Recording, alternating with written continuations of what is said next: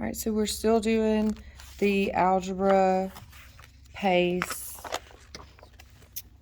1104, book number 8, and we're on page 5.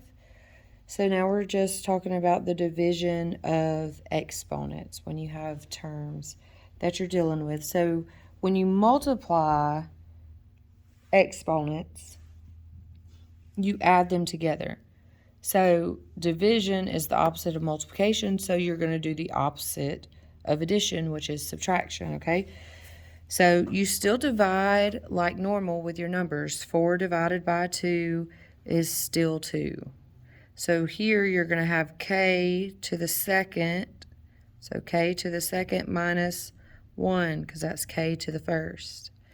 So 2 minus 1 is 1, so you just put k. So your answer should be 2k.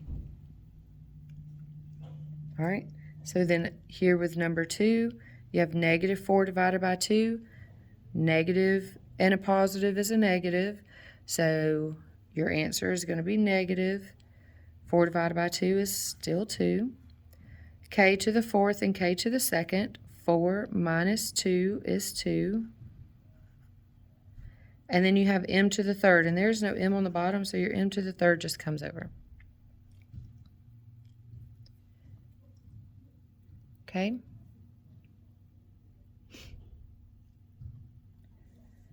So number 3 is very basic. X to the fifth over x to the third. You should be able to do that one on your own. It's the same thing with number 4. It does add a little bit more into it, but there's not really any difference in it from the first 2 examples that I did. You're still subtracting your exponents. You're still dividing your numbers like you normally would. So if you have questions on this, you probably could just read through this information right here at the top and be able to figure it out and work the problems through with no problem. But if you do have problems, just rewind the video. It only took 2 minutes to go through this section. So, and it is something that we've already done, so this is just a reminder. All right, so going over to page 6, we're going to look at the same stuff, but it kind of starts adding in a few things extra. For example, this is x to the second and x to the fourth. Well, what do you do when your bigger exponent is on the bottom? It does give you an example of that over on page 5. It tells you what to do when your exponent is on the bottom. There's an example of both, one on the top where it's just the basic ones where your bigger exponent is on the top and your smaller exponent's on the bottom. And then the second example is one similar to this. It's a little bit bigger though. So basically, this up here just becomes 1. Okay? And then x, 4 minus 2 becomes x squared. So 1 over x squared will be your answer on number 9. Okay, so we're going to skip number 10. You should be able to do that one. And we'll do number 11. So you have negative 21 and negative 3. So 3 goes into 3 one time. 3 goes into 21 7 times. I got a negative and a negative. So my answer is going to be positive. So I got a 7. I got a to the third on top, but I don't have an a on the bottom at all. So I'm going to bring my a to the third over. I got b to the second on top and b to the fifth on bottom. So my bigger numbers or my bigger exponents on bottom, so I know I'm having a fraction. So b, 5 minus 2 is 3. And then the last thing is c to the fifth and c to the fourth. Well, 5 is bigger than 4, so I know my c is going on top. And 5 minus 4 is 1. All right, so the rest of those you should be able to do on your own with no problem. Again, if it doesn't make sense or you forgot how to do it, just read the example over on page 5. If that doesn't help, then just start the video over and go through it again. But we're gonna do similar problems down here on the bottom of page 6. I think you can see that. And we'll work through 2 of these. Okay? So what this one is doing, it wants you to cancel out rather than writing it out like they did over on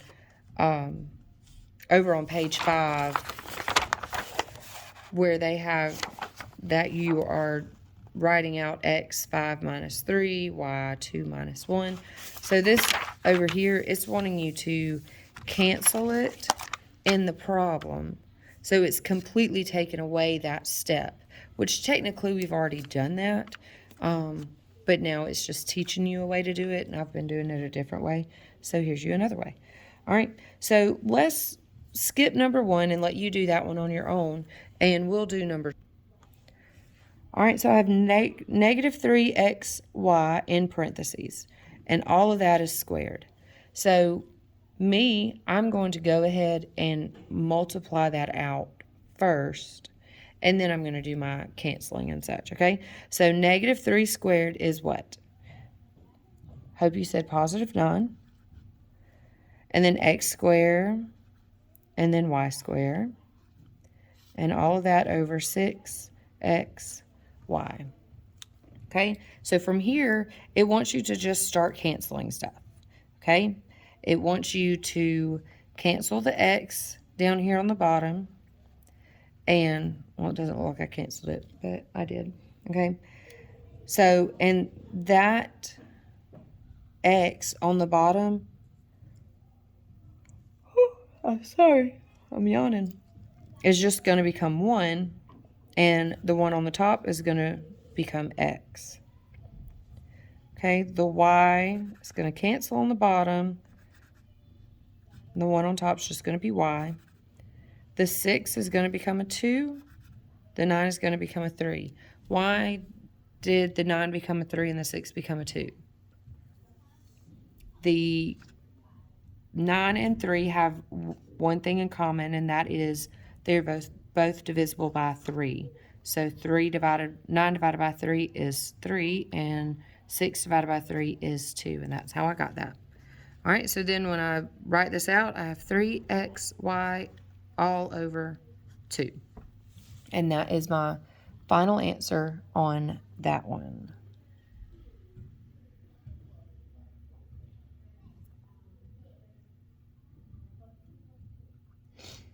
All right, so let's let you do number 3, and we'll do number 4 together. It seems like maybe it will be the harder one.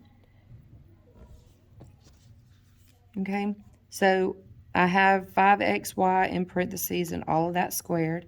So I'm going to go ahead and multiply that out. So 5 squared is 25. And then x squared, y squared. And that's times negative 10, x to the third, y. All of that over 5x squared, y to the third. All right, let's scoot my page over a little bit. Okay, so I'm going to go ahead and start dividing this out. And I'm going to do 25 divided by 5. Okay, get rid of that. So my 5 becomes a 1. My 25 becomes a 5. All right, so then I have an x squared on top and I have an x squared on bottom. Both of those go away. Now I have an x squared on top and an x to the third on bottom. So that's going to leave me with 1 y on the bottom. Then I have inside this parentheses here, I have a y, so that's going to cancel and go away. And that leaves me with a 5, negative 10, x to the third, and the only thing left on the bottom is 1.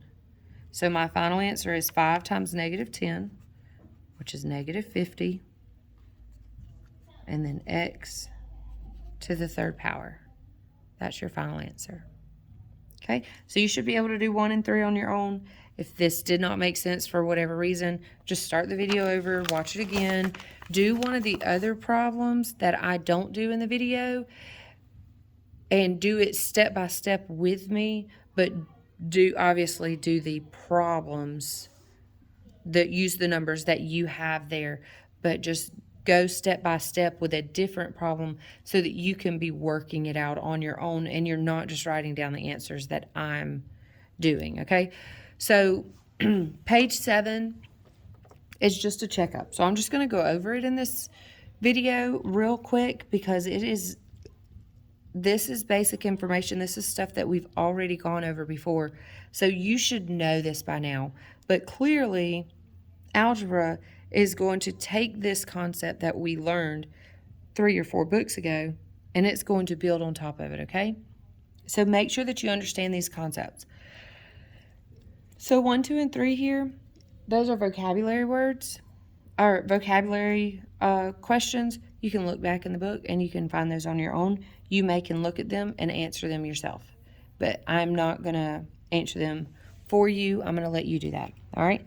So 4 through 7 is just adding your exponents. That's multiplying the variables here, and then when you multiply exponents, you're adding them together. So a squared times a to the third times a to the first is going to end up being a to the 6th power.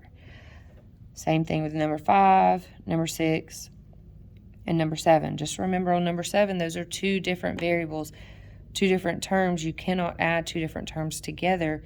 It just becomes x to the 2a plus b. Remember, it's the same thing if you end up with something like that when you're dividing. It would be x to a minus b.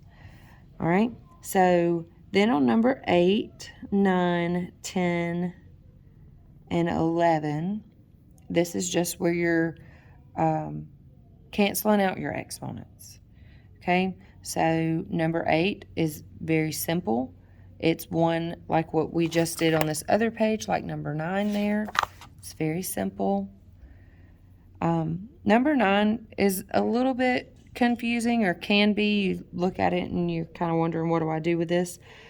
Just multiply that out there, and then you're pretty much done with it. It is an improper fraction. You can change it to a mixed number if you want, or you can leave it the way it is. It doesn't matter. The score key doesn't care which way you do it. So both would be correct if you were to do it on a test as well, because it does not say to change improper fractions to mixed numbers. All right, so then on 12, it's just showing you how to multiply, or how to raise the parentheses, what is inside the parentheses, to the exponents, and making sure that what is in the parentheses is the only thing you are raising to the exponents. So it doesn't give you one that's not inside the parentheses, although you have this one here that is 1/3 to the 2nd power, 1/3 to the 3rd power, 1/3 to the 1st power. Remember, technically you can just add those together and have negative 1/3 to all to the 6th power. Make sure you put that inside your parentheses and then solve from there. But you can just add those together, and then you have 3 of them, so it's still going to be a negative. And then all you have to do is simplify the 1/3 to the 6th power.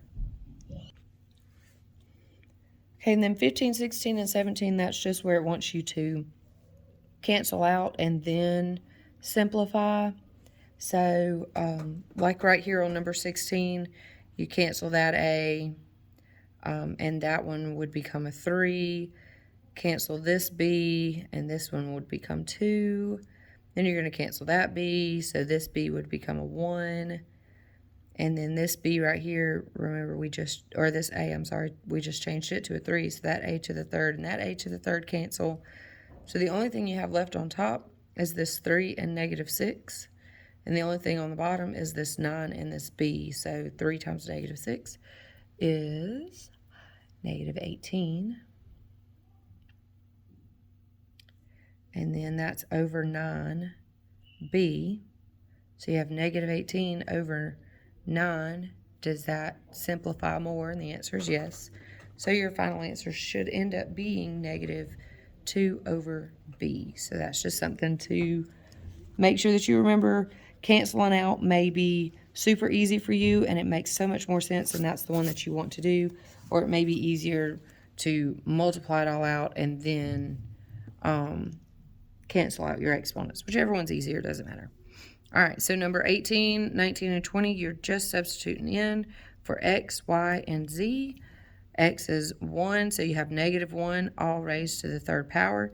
Negative 1 times negative 1 times negative 1 is negative 1. So right here on number 19, and even on number 20, you have to make sure you're paying attention to what is squared.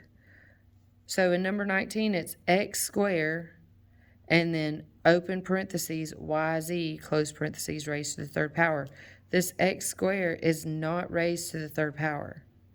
This x squared is all on its own. It's its own little friend here. So what is raised to the third power is only the y and the z. It's the same thing down here with number 20. It tries to kind of trip you up a little bit, but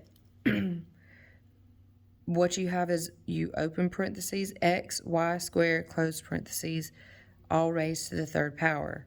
So x is 1, y is 2, y squared is 4, and then that 4 is raised to the third power. So you would do it again, 4 times 4 times 4.